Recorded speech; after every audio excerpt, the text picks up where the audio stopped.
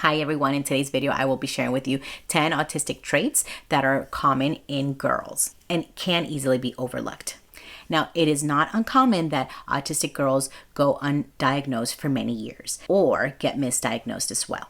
Now, this is why it's important to know what characteristics and how they present themselves differently in females. And the first one is that since an early age, girls may or oftentimes rely on their peers to speak for them, especially during school. This oftentimes just gets seen as like, oh, she's just passive or she's just quiet. Now, another thing is that they have passionate interests, but they're very limited or very narrow. For instance, your child might just really love a character on the television, or she just really loves to talk about unicorns, and it's very, very hard to put her out of that interest or get her interested in new things. Now, the third one is very similar, and that is that autistic girls tend to have limited interest in conversations outside of their special interests. For instance, this might present itself in that she loves to talk about her special interests and share informations and facts about whatever she is passionate about, and disregarding other people's responses or physical cues to her communication. And this often gets more difficult as they get older because this makes it hard for her to become part of friends and form really tight connections with friends.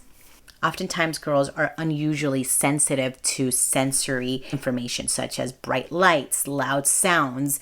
I've heard of an autistic person that hated going to the playground and would scream all the time, but it wasn't because she was afraid of the children. It was just because the noise was just too much for her. It would just really irk her, and it'd be really painful for her. And sometimes those sensitivities get misunderstood by adults, right? And another one, and this one's very common across the board with boys and girls that are autistic, and that is having a very low tolerance to frustration. This may present itself in tantruming, right? Parents might just think, oh my gosh, she's just so spoiled. She just always wants her way because she just can't tolerate that things aren't easy. And parents consider that a tantrum when in reality it's an autistic meltdown, and it is due to having that low threshold of frustration. Another sign is having kiddos that have very different behaviors in school and home.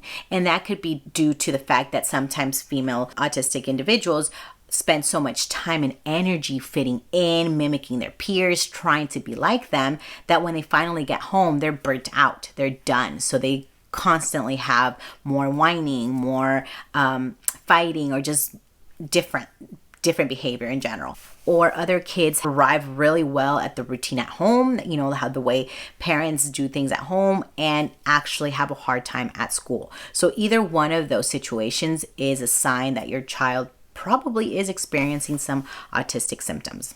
Now, oftentimes some autistic symptoms can just be dismissed as like, oh, she's just being a girl. Like, you know what, she's quirky.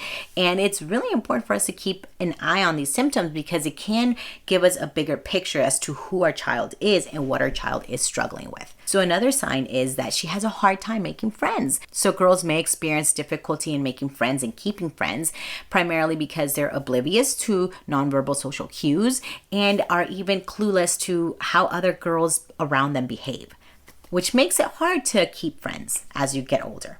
Another sign could be that your daughter is oftentimes called quiet or shy in social interactions. That can be due to the fact that autistic people have varied language skills, and some have more difficulty than others, and that can affect the way they feel and interact in social gatherings, whether it's in class, in parties, in play dates, you name it. Another one is a sign that she is very passive.